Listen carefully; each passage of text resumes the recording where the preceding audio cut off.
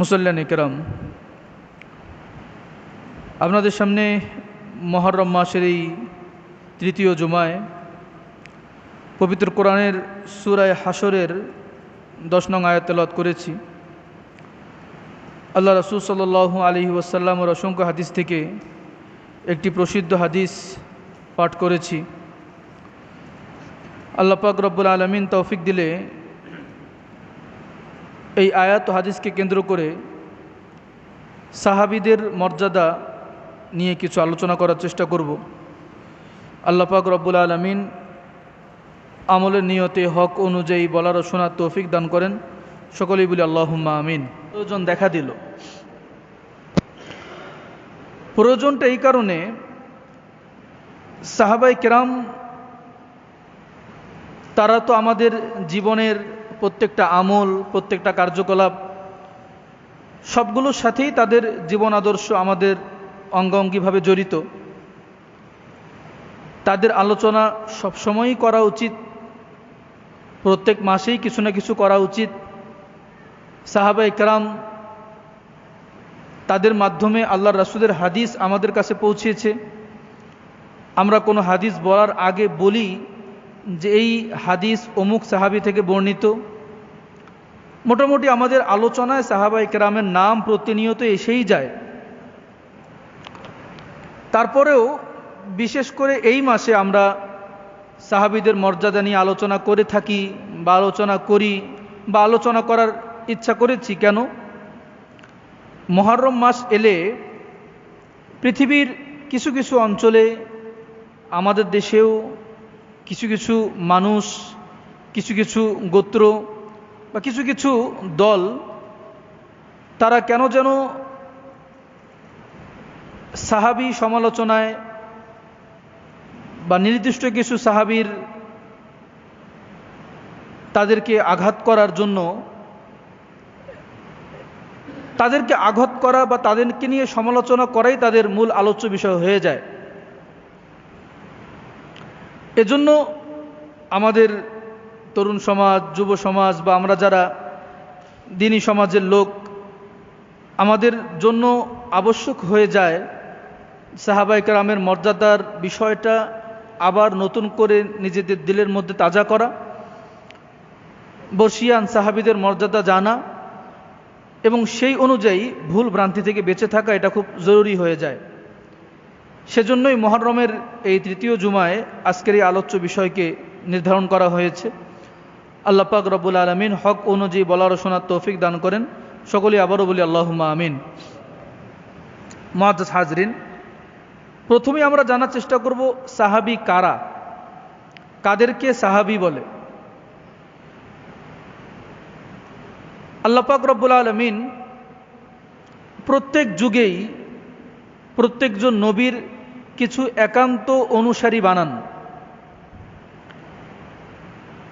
সেই নবীর অনুসারী যারা থাকেন বা ছিলেন, তাদেরকে বিভিন্ন নামে বিভিন্ন সময় বলা হয়। যেমন সাইয়্যিদুনা ঈসা আলাইহিস সালাম, তার অনুসারী, তার যুগে তার উপর যারা ঈমান এনেছিলেন তাদেরকে হাওয়ারি বলা হয়। আল্লাহ পাক রব্বুল আলামিন সূরা সফের মধ্যে বলেন, ইয ক্বালাল হাওয়ারিয়ুনা, যখন হাওয়ারিরা বলল নাহনু আনসারুল্লাহ, আমরাই আল্লাহর সাহায্যকারী হয়ে যাব। তো ঈসা আলাইহিস সালামের অনুসারীদেরকে বলা হয় হাওয়ারি। আর আমাদের নবীর যারা অনুসারী তাদেরকে বলা হয় সাহাবী। আল্লাহ রাসূল সাল্লাল্লাহু আলাইহি ওয়াসাল্লামের জীবদ্দশায় যারা ঈমানের সাথে 1 মিনিট, 1 ঘন্টা, 1 দিনের জন্য হলেও আল্লাহ রাসূল সাল্লাল্লাহু আলাইহি ওয়াসাল্লামকে দেখেছেন এবং ঈমানের অবস্থাতেই তাদের মৃত্যু হয়েছে, অথবা তিনি দেখেন নাই, রাসূল তাকে দেখেছেন, এই ধরনের ব্যক্তিদেরকে আমাদের ইসলামী শরীয়তের পরিভাষায় সাহাবী বলা হয়। তিনি দেখেন নাই, রাসূল দেখেছেন, মানে হতে পারে সেই সাহাবী অন্ধ ছিলেন, তিনি তো রাসূলকে দেখতে পারেন নাই। আব্দুল্লাহ ইবনে উম্মে মাকতুম রাদিয়াল্লাহু তাআলা আনহু, যাকে কেন্দ্র করে সূরা আবাসা আবাসা ওয়া তাওয়াল্লা আন জাআহুল আ'মা এই সূরা নাজিল হয়েছে, তিনি অন্ধ মানুষ ছিলেন, অন্ধ সাহাবী ছিলেন। তিনি তো রাসূলকে দেখেন নাই, কিন্তু রাসূল সাল্লাল্লাহু আলাইহি ওয়াসাল্লাম তাকে দেখেছেন এবং ঈমানের হালতেই তার মৃত্যু হয়েছে, এজন্য তিনিও একজন সাহাবী। তো এই দিক বিবেচনায় সাহাবী কতজন ছিলেন?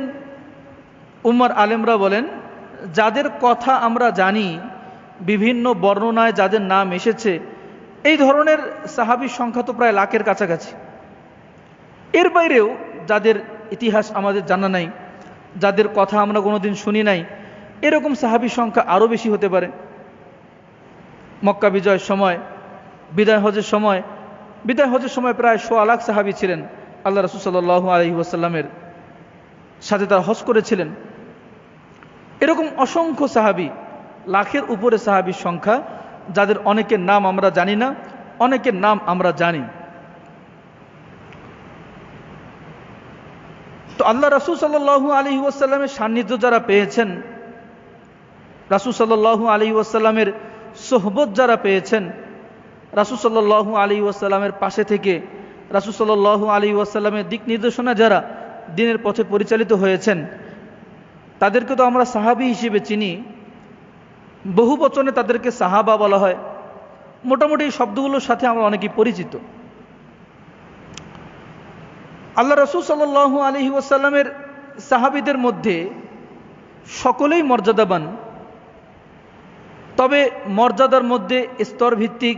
কেউ কেউ খুব উঁচু স্থানে ছিলেন, কেউ কেউ তার চেয়ে তুলনামূলক নিচু স্থানে ছিলেন।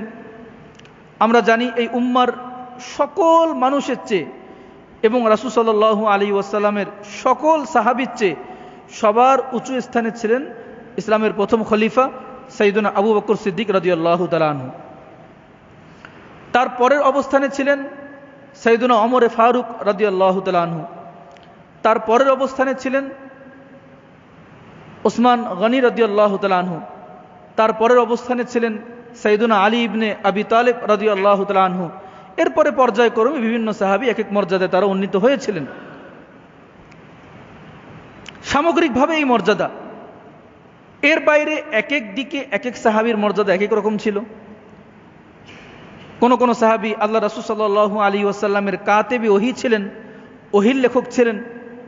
এই ওহীর লেখক হওয়ার কারণে তাদের মর্যাদা একদিক থেকে অনেক উঁচু ছিল, যে মর্যাদা অন্যান্য সাহাবীর ছিল না। তো এইরকম এক এক দিকে এক এক সাহাবী তাদের মর্যাদায় উন্নীত হয়েছিলেন।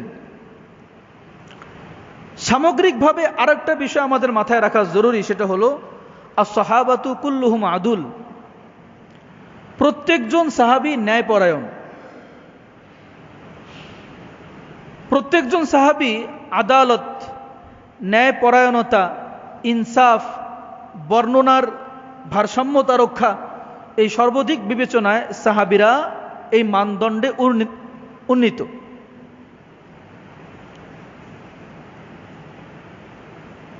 আদালত শব্দের অর্থ এমন না যে প্রত্যেক সাহাবী নিষ্পাপ। নিষ্পাপ তথা মাসুম একমাত্র আল্লাহ নবীরা।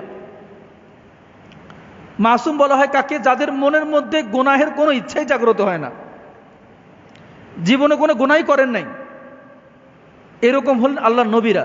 সাইয়্যিদুনা আদম আলাইহিস সালাম থেকে মুহাম্মদ আরবি সাল্লাল্লাহু আলাইহি ওয়াসাল্লাম পর্যন্ত প্রত্যেকজন নবী মাসুম, নিষ্পাপ। এটা আহলে সুন্নাহ ওয়াল জামাতের আকীদা। সাইয়্যিদুনা আদম আলাইহিস সালাম থেকে সাইয়্যিদুনা মুহাম্মদ আরবি সাল্লাল্লাহু আলাইহি ওয়াসাল্লাম পর্যন্ত কোন নবীর কোনো গুনাহ নাই। আল্লাহ পাক রব্বুল আলামিন কারো কারো ক্ষেত্রে কখনো কখনো কিছু বিষয় ঘটিয়েছেন, এটা উম্মাহকে শিক্ষা দেওয়ার জন্য। ওই কাজগুলোকে গুনাহ বলা যাবে না, ওই কাজগুলোকে অপরাধ বলা যাবে না। আদম আলাইহিস সালাম ওই ফল খেয়েছেন, যে ফল খেতে আল্লাহ তাআলা নিষেধ করেছিলেন, এজন্য আদম আলাইহিস সালাম গুনাহ করেছেন, অপরাধ করেছেন, নাউযুবিল্লাহ, এই ধরনের কথা বলা যাবে না। এক বৃহৎ পরিকল্পনার অংশ হিসেবে আল্লাহ পাক রব্বুল আলামিনই তার দ্বারা এই কাজটা করিয়েছেন। এর বাইরে নবীগণ ছাড়া আর কেউ মাসুম নন, নিষ্পাপ নন।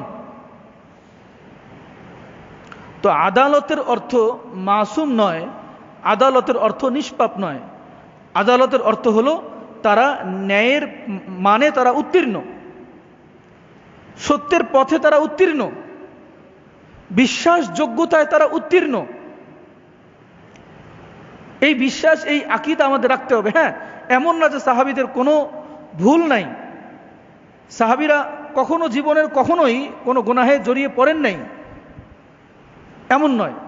তাদের দ্বারা কখনো কখনো ভুল হয়েছে, কিন্তু আল্লাহ পাক রব্বুল আলামিন তাদেরকে সেই তৌফিকও দিয়েছেন, তারা তওবা করেছেন, আল্লাহ পাক রব্বুল আলামিন তাদের সেই ভুলগুলো মাফও করে দিয়েছেন। মুআজ্জাজ হাজিরিন, আল্লাহ রাসূল সাল্লাল্লাহু আলাইহি ওয়াসাল্লামের হায়াতে জিন্দেগির সমাপ্তির পর আল্লাহ রাসূল সাল্লাল্লাহু আলাইহি ওয়াসাল্লামের সাহাবীদের মধ্যে কিছু মুনাকাশা, কিছু তর্ক বিতর্ক, এমনকি কিছু যুদ্ধ বিগ্রহ হয়েছিল, যে ঘটনাগুলো আমরা জানি। আমরা বিগত বছরগুলোতে এই সম্পর্কিত বিস্তারিত আলোচনা করেছি। ওসমান রাদিয়াল্লাহু তাআলা আনহুর শাহাদাতের পর সাইয়্যিদুনা মুআবিয়া ইবনে আবি সুফিয়ান এবং আলী ইবনে আবি তালিব রাদিয়াল্লাহু তাআলা আনহুম আজমাইন, তাদের মধ্যে জঙ্গে জামাল, উটের যুদ্ধ হয়েছিল, সিফিনের যুদ্ধ হয়েছিল, মুসলমানদের মধ্যে রক্তারক্তি হয়েছিল। এগুলো দুঃখজনক ইতিহাস, আমরা জানি এগুলো। তো এই যে সাহাবীদের মধ্যেই দ্বন্দ্ব হলো, সাহাবীদের মধ্যেই যুদ্ধ বিগ্রহ হলো, এই সম্পর্কে উম্মার বড় বড় আলেম যারা ছিলেন, খোদ সাহাবায়ে কেরামের অবস্থান কি ছিল, এটা আমাদের জানা দরকার। যদি আমরা জানি তাহলে বুঝতে পারবো তারা কেমন অবস্থানে ছিলেন আর আমরা মাঝে মধ্যে কেমন অবস্থানে চলে যাই।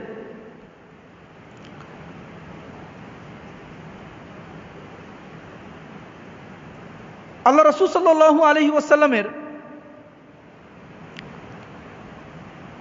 সাহাবী, সকল সাহাবী, চাই তিনি মুআবিয়া রাদিয়াল্লাহু তাআলা আনহু হোক, হাসান রাদিয়াল্লাহু তাআলা আনহু হোক, আলী ইবনে আবি তালিব রাদিয়াল্লাহু তাআলা আনহু হোক, ওসমান ইবনে আফফান রাদিয়াল্লাহু তাআলা আনহু হোক, প্রত্যেকজন সাহাবীর ব্যাপারে আমাদের আহলে সুন্নাত ওয়াল জামাতের আদর্শ হলো সাহাবীদের মধ্যে যে যুদ্ধ বিগ্রহ হয়েছে এই ব্যাপারে নীরবতা অবলম্বন করা, চুপ থাকা,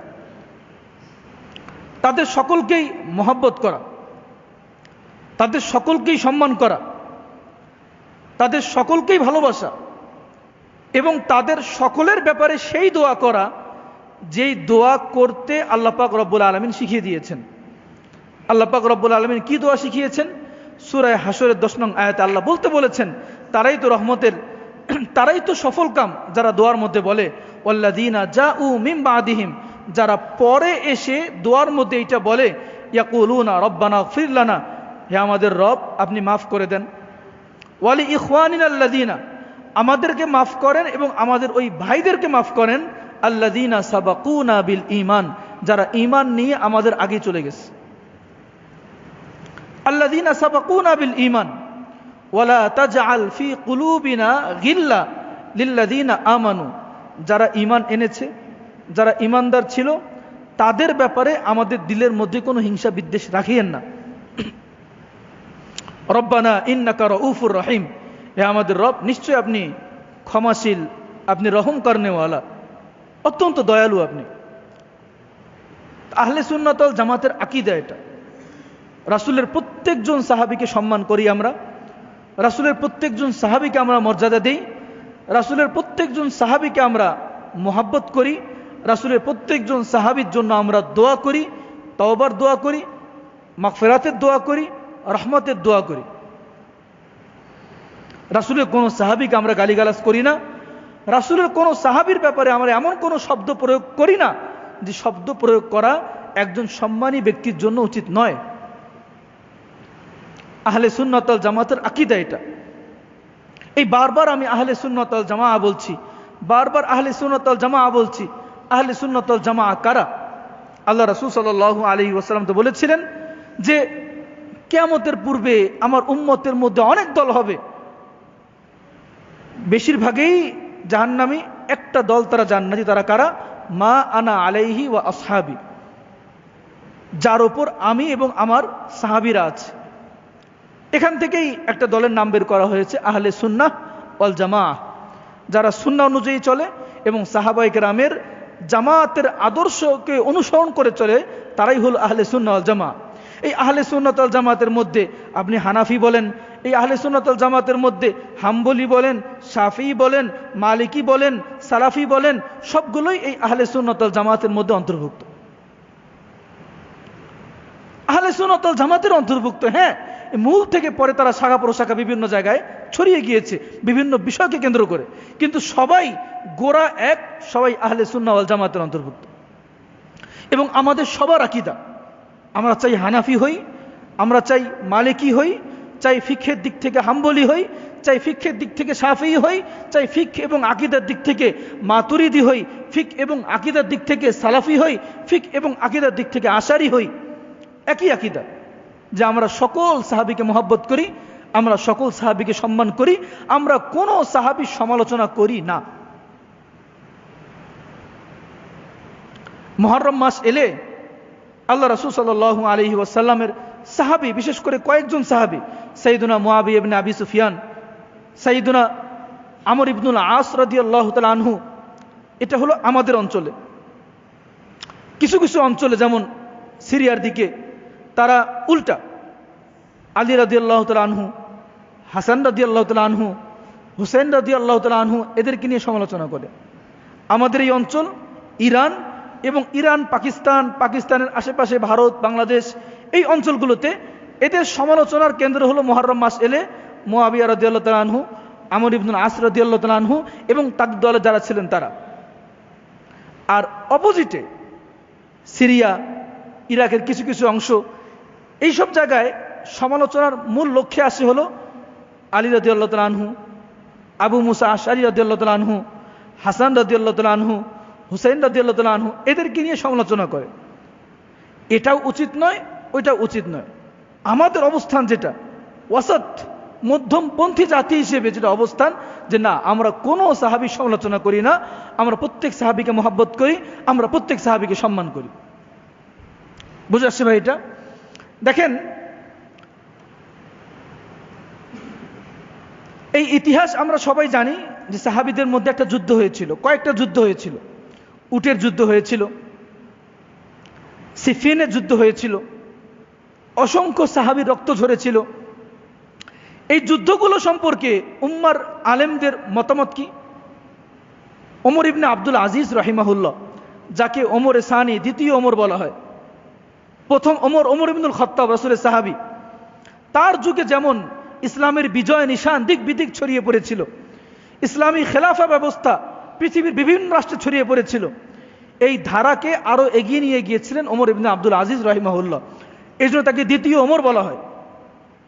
তাকে একবার জিজ্ঞাসা করা হইল যে সাহাবীদের মধ্যে যে যুদ্ধ হয়েছিল, এ ব্যাপারে আপনার মতামত কি, আপনার সিদ্ধান্ত কি?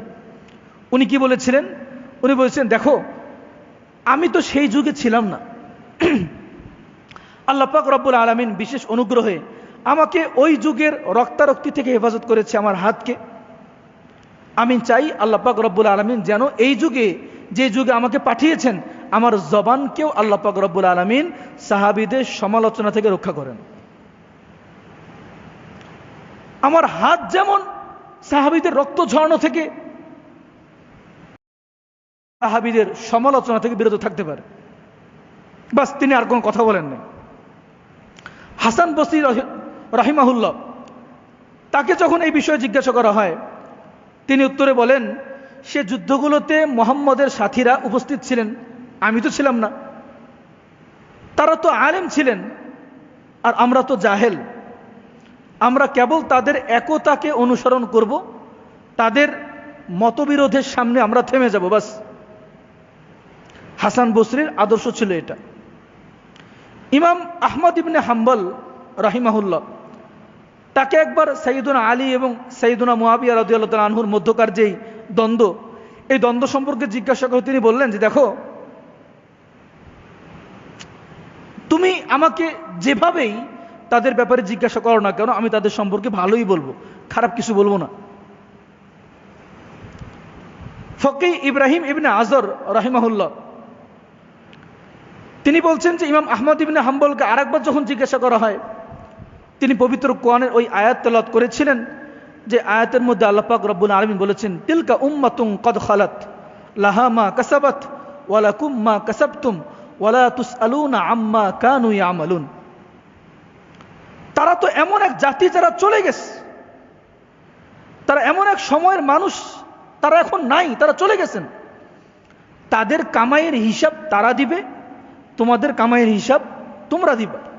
ওয়ালা তুসআলুনা আম্মা কানু ইয়ামালুন, তারা যা করেছে সে সম্পর্কে তোমাদেরকে জিজ্ঞাসা করা হবে না।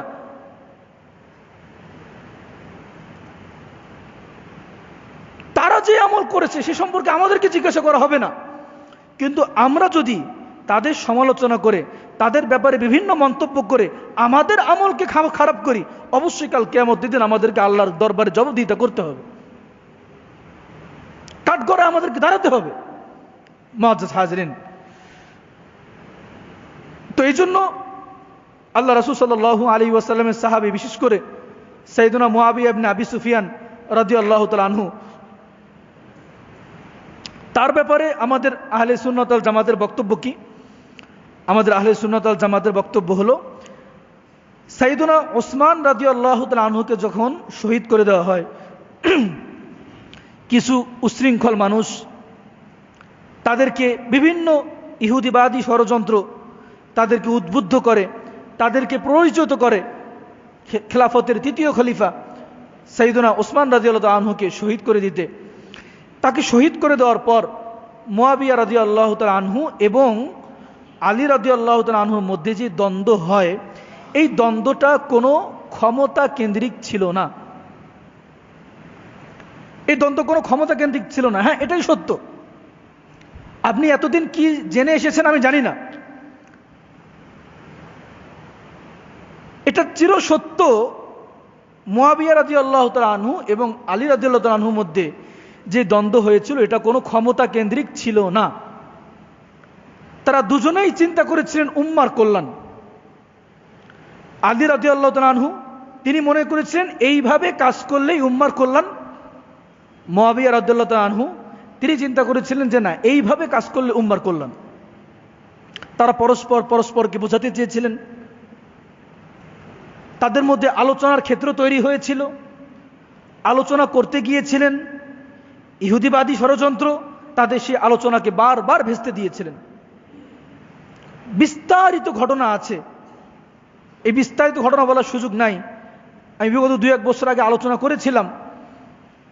আপনারা ওই সময় যারা অনলাইন ইউজ করে, নেটে ঘাটাঘাটি করলে পাবেন সেই আলোচনা, সেখান থেকে চাইলে আপনারা শুনে নিতে পারেন। এর বাইরেও বাজারে এখন অনেক ভালো ভালো বই পাওয়া যায়।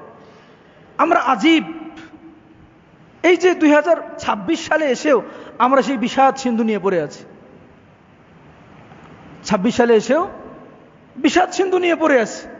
যে বিষাদ সিন্ধু লিখেছে মীর মোশাররফ হোসেনের মতো একজন কট্টরপন্থী শিয়া মানুষ, যে শিয়াদের আকীদাই হলো আহলে বাইতের প্রতি অধিক মহব্বত দেখাতে গিয়ে রাসূলের অন্যান্য সাহাবী মুআবিয়া, আমর ইবনুল আসের বিরোধিতা করা।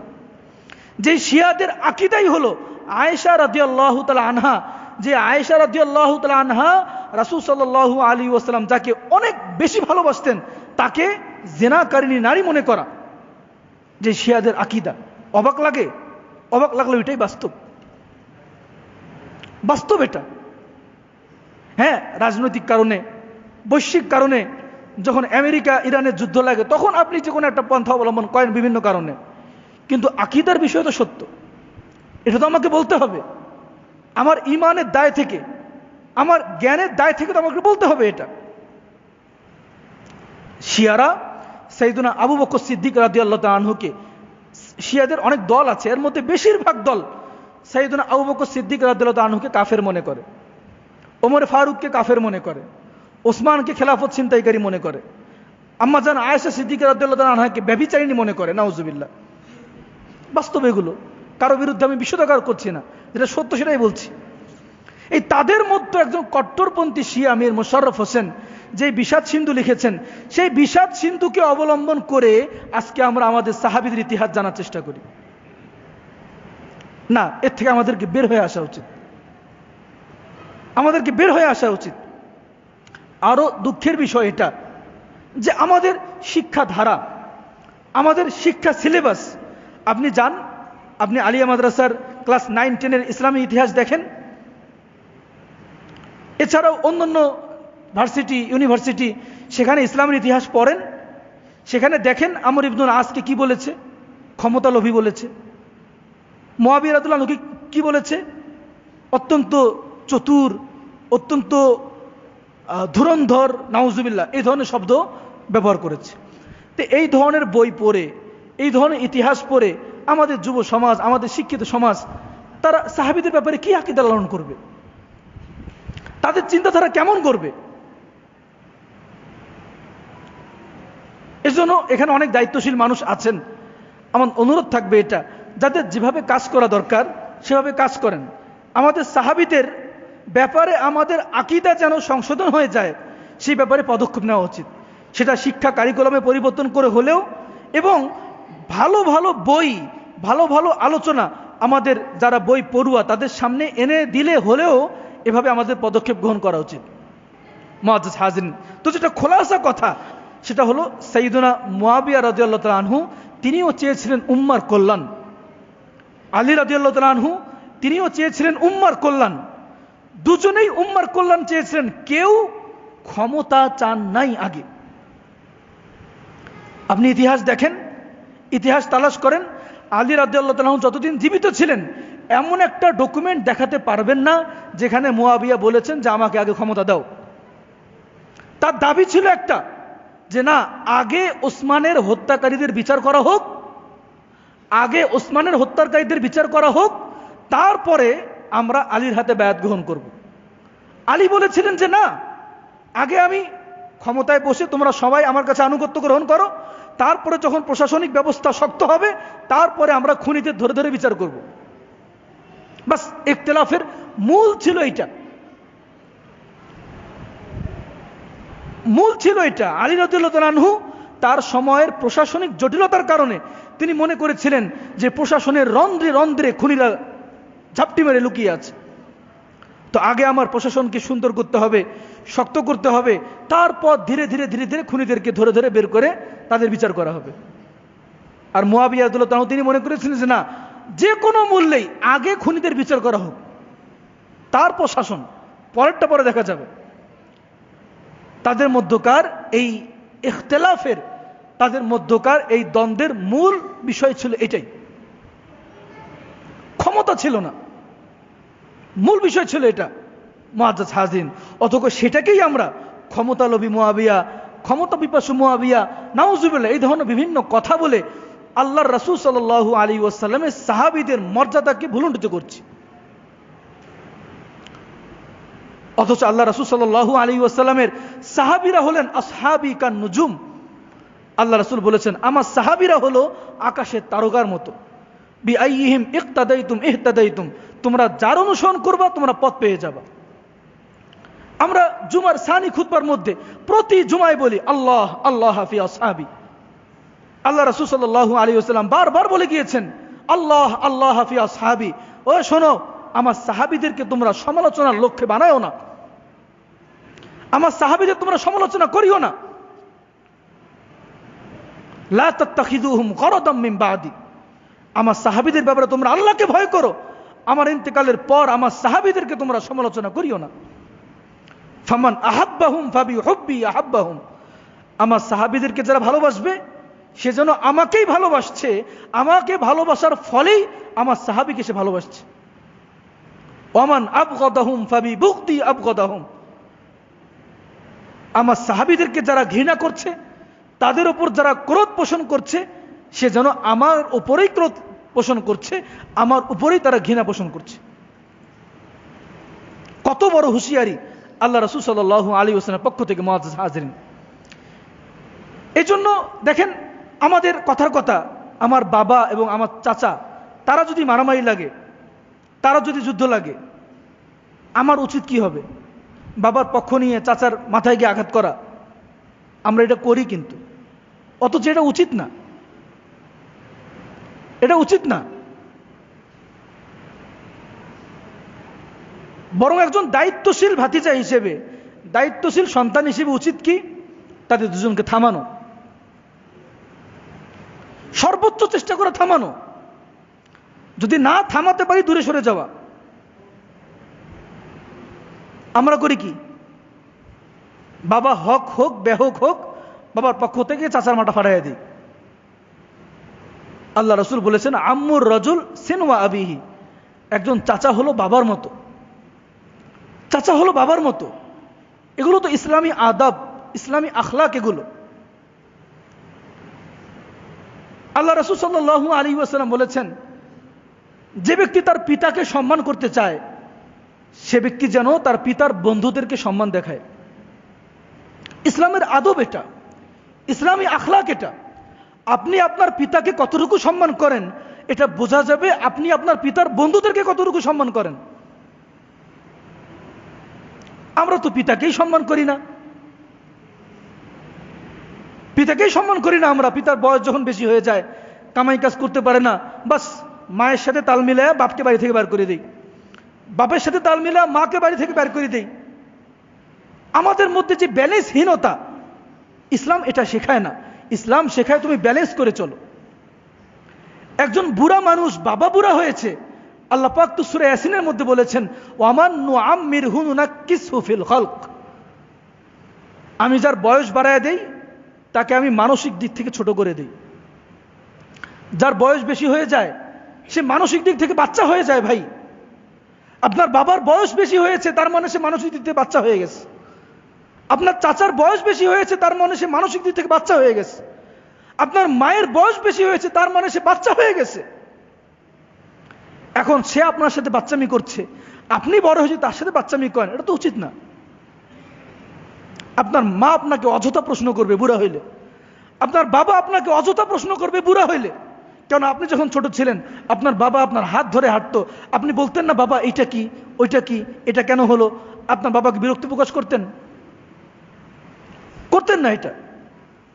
তো এখন আপনার বাবা, আল্লাহ বলেছেন তার বয়স বেশি হয়েছে কিন্তু মানসিক দিক থেকে তাকে আমি ছোট করে দিয়েছি, সে তো এখন ছোট। এখন আপনাকে অহেতুক প্রশ্ন করবে, অহেতুক কথা বলবে, অযৌক্তিক কথা বলবে, কিন্তু আপনাকে তো ধৈর্য ধারণ করতে হবে।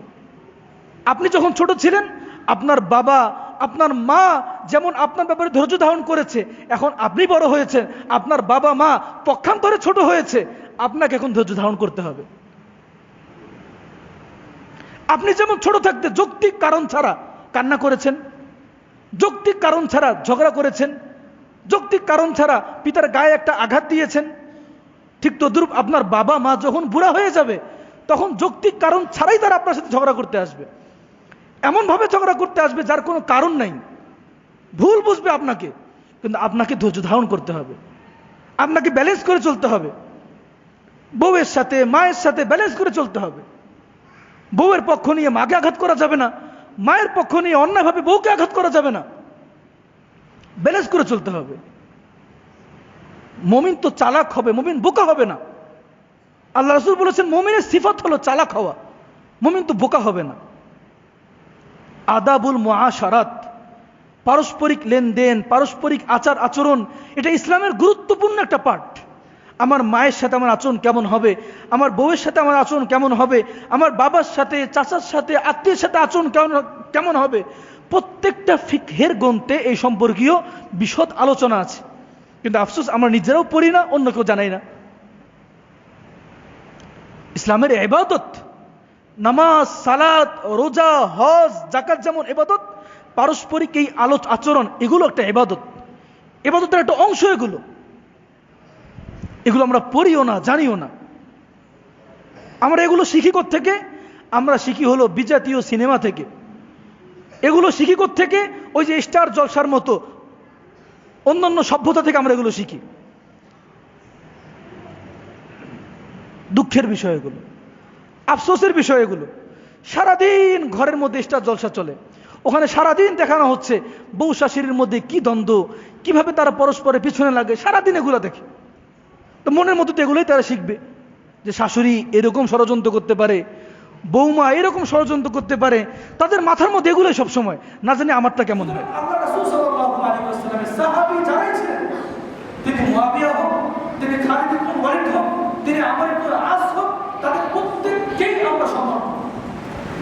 তাদের কারো ব্যাপারে আমরা জবান দারাজি করব না, তাদের কারো ব্যাপারে আমরা এমন কোনো শব্দ চয়ন করব না যে শব্দ চয়ন একজন বড় মানুষের সম্মানকে হানি করে।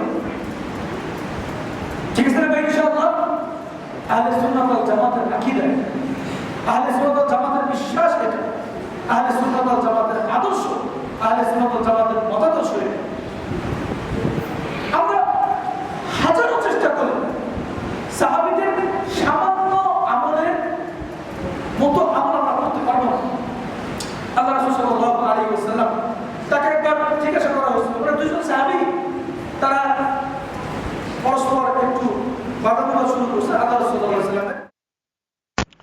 আল্লাহ রাসূল সাল্লাল্লাহু আলাইহি ওয়াসাল্লাম দেখলেন যে এক সাহাবীকে একটু কটু কথা বলছে। তো আল্লাহ রাসূল সাল্লাল্লাহু আলাইহি ওয়াসাল্লাম সামগ্রিকভাবে বললেন, দেখো লা তাসুব্বু আসহাবি, তোমরা আমাদের সাহাবীদেরকে গালি দিবা না, খবরদার। ফা ইন্না আহাদাকুম লাউ আনফাকা মিসলা উহুদিন যাহাবান, তোমাদের মধ্যে কেউ যদি, রাসূল তার আরেক সাহাবীকে উদ্দেশ্য করে বলছেন, সেখানে আমরা তো বহু দূর কি বাত, আল্লাহ রাসূল তার এক সাহাবীকে উদ্দেশ্য করে বলছেন তোমরা আমাদের সাহাবীকে গালিগালাজ করবা না।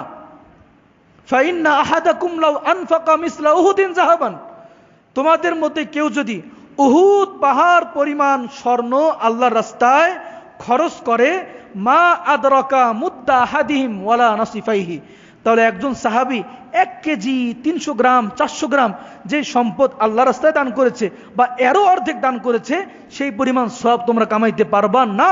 সুবহানাল্লাহ।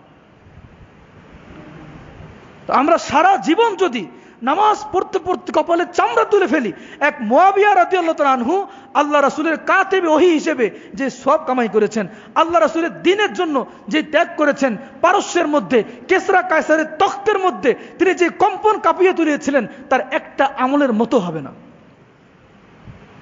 আমরা সারা জীবন রাজপথে সংগ্রাম করতে করতে যদি দ্বীনের কালিমা বুলন্দ করার জন্য যদি যে জীবনকে খুইয়ে ফেলি, মুয়াবিয়া রাদিয়াল্লাহু তাআলা আনহু পারস্য বিজয়ে, মুয়াবিয়া রাদিয়াল্লাহু তাআলা আনহু রোম বিজয়ে যে ঘোড়া ছুটিয়েছেন, সেই ঘোড়ার পায়ের ধুলার একটা বালুর পরিমাণ হবে না, একটা বালুর পরিমাণ হবে না। আমার তো হাইসিয়ত বোঝা উচিত, আমার তো লেভেল বোঝা উচিত, আমি কোন লেভেলে আছি যে আমি সাহাবী সমালোচনা করছি, আমি কোন লেভেলের মধ্যে আছি যে আমি অমুক অমুক সাহাবীর নামে আমি বলছি অমুক সাহাবী ক্ষমতালোভী, অমুক সাহাবী ওই, অমুক সাহাবী হেন, নাউজুবিল্লাহ। আল্লাহ আল্লাহ ফি আসহাবি, আল্লাহ আল্লাহ ফি আসহাবি, আমার সাহাবীদের ব্যাপারে সাবধান, খবরদার। আল্লাহ পাক রব্বুল আলামিন সাহাবী কেন্দ্রিক আমাদের এই আকীদাকে বিশুদ্ধ করার তৌফিক দান করেন, সকলে বলে আল্লাহুম্মা আমিন। যারা এখানে বিভিন্ন শিক্ষক আছেন, অনেক মাদ্রাসা অনেক স্কুলের শিক্ষক আছেন, আপনাদের কাছে আমার অনুরোধ, ঈমানের দাবি থেকে অনুরোধ, আপনারা যখন ইসলামের হিস্টোরি পড়াবেন, এখন শিক্ষা কারিকুলাম কবে চেঞ্জ হবে আমি তো বলতে পারি না, যারা কারিকুলাম চেঞ্জ করতে পারেন তারা চেঞ্জ করবেন, যারা চেঞ্জ করতে পারেন না, যখন আপনারা পড়াবেন মেহেরবানি করে এই বিষয়গুলো খোলাসা করে পড়াবেন। যখন দেখবেন আপনারা ক্লাস 9-10 ইসলামী হিস্টোরির মধ্যে মুয়াবিয়াকে ক্ষমতালোভী বলা হয়েছে, মুয়াবিয়াকে অমুক বলা হয়েছে, মেহেরবানি করে আপনারা ভুলটা ধরায় দিয়েন, না হলে কাল কিয়ামতের দিন এমনও হতে পারে মুয়াবিয়ার সামনে আপনাকে জবাবদিহিতার সম্মুখীন হতে পারে। আল্লাহ পাক রব্বুল আলামিন মানার তৌফিক দান করেন, আমল করার তৌফিক দান করেন। আমিন ওয়া আখিরু দাওয়ানা আলহামদুলিল্লাহি রাব্বিল আলামিন। যারা ক্বাবলাল জুমা সুন্নাত পড়েনি, 4 রাকাত সুন্নাত পড়ে নেই।